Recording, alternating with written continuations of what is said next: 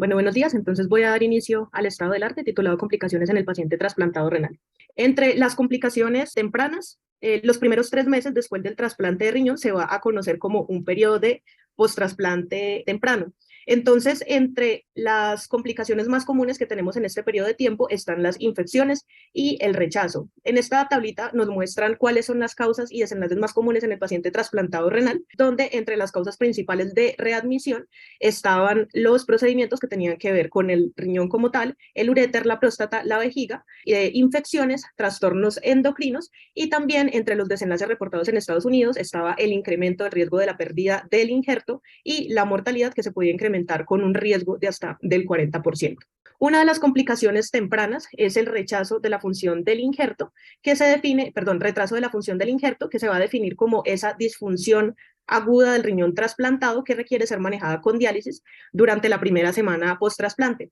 Entre las causas que ya vamos a abordar un poco cada una está la necrosis tubular aguda, el volumen circulante adecuado, también la trombosis de la arteria o la vena renal, la obstrucción del tracto genitourinario, ya sea por un hematoma o linfocele, fístulas urinarias, el rechazo agudo, la nefrotoxicidad y la enfermedad glomerular, ya sea recurrente o de nuevo. Entonces, entre la principal causa de retraso común, retraso de la función del injerto, está la necrosis tubular aguda, que es importante realizar un diagnóstico clínico y este se confirma mediante biopsia. Esta puede ocurrir por injuria de isquemia reperfusión y también va a estar asociada a algunas características, tanto de los factores del donante como factores de la cirugía y factores relacionados con el receptor. Entre los factores del donante que pueden condicionar un desarrollo de la necrosis tubular aguda está el índice KDPI, que es un índice presentado como un porcentaje acumulativo representando el riesgo de falla del trasplante renal. También la edad del paciente, la historia de enfermedad cardiovascular, diabetes mellitus, hipertensión arterial no controlada o también que el donante sea cadavérico. Otros factores ya relacionados con la cirugía están un tiempo de isquemia prolongado, tanto frío como caliente, asociados a la técnica quirúrgica, y entre los factores del receptor entonces están la hipotensión, la depresión del volumen y la obesidad. Otra de las causas, otra de las complicaciones tempranas va a ser el rechazo celular agudo. Este puede ocurrir en los 3 primeros meses, principalmente en pacientes que no logran absorber la inmunosupresión, ya sea por factores gastrointestinales, vómito, no adherencia o por niveles subterapéuticos. Y la sospecha clínica se da por un episodio de injuria renal aguda sin un claro factor identificable o la falta de recuperación de esa función renal tras haber corregido los otros factores, como por ejemplo la depresión en el volumen. El diagnóstico va a ser histológico y el tratamiento pues usualmente va a depender de los resultados de la biopsia, normalmente incluyendo altas dosis de esteroides que puede estar asociado o no a la timoglobulina. Y en este vamos a encontrar dos tipos de rechazo, que va a ser el rechazo mediado por células T, en el cual histológicamente se va a documentar una infiltración de macrófagos y linfocitos en el túbulo intersticio, y también el rechazo mediado por anticuerpos. Entonces, en el rechazo mediado por anticuerpos corresponde a los pacientes que se sensibilizan dentro de los 3 primeros meses, que tienen anticuerpos anti-HLA, y el tratamiento depende de los resultados de la biopsia, también con los niveles de autoanticuerpos específicos del donante. Usualmente el tratamiento incluye plasmaféresis, rituximab o inmunoglobulina endovenosa, pues según sea el grado de severidad y los hallazgos histológicos que se documenten. Teníamos, entre otras complicaciones, la enfermedad glomerular, tanto recurrente como de nuevo en el trasplante,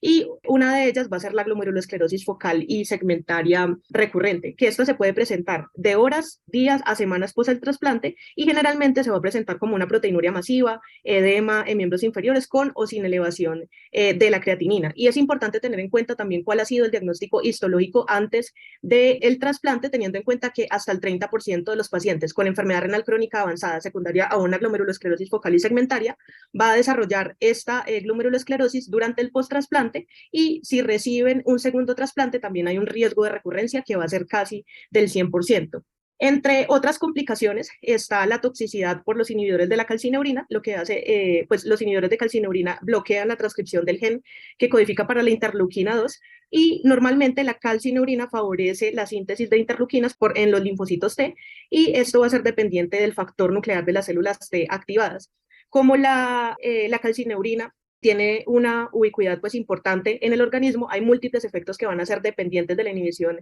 de esta enzima. y estos efectos principalmente son dependientes de las dosis, entonces pueden condicionar disfunción del injerto, falla renal aguda, retraso en la función del injerto, hipertensión arterial no controlada y elevación de las enzimas hepáticas, pancreatitis, algunos efectos como temblor o alteración del estado mental, convulsión, hiperuricemia, gota, por lo tanto, pues es importante realizar la monitorización de los niveles de los inhibidores de calcineurina. Entre las complicaciones, por mencionar las complicaciones quirúrgicas, entonces tenemos los linfoceles, que van a ser colecciones de linfa causada por la fuga desde varios vasos linfáticos rodeando el hilio renal o los vasos ilíacos. Esto puede ser asintomático o causar una injuria renal aguda, ya sea por obstrucción ureteral, por dolor o por edema. También está la trombosis de la arteria renal, que es más comúnmente vista en los pacientes que ya tengan una tendencia trombótica o estados de bajo flujo y se diagnostica mediante ecografía donde se evidencia una ausencia del flujo de la arteria renal. Tenemos también la trombosis de la vena renal y la trombosis de la arteria renal proveniente pues, del donante,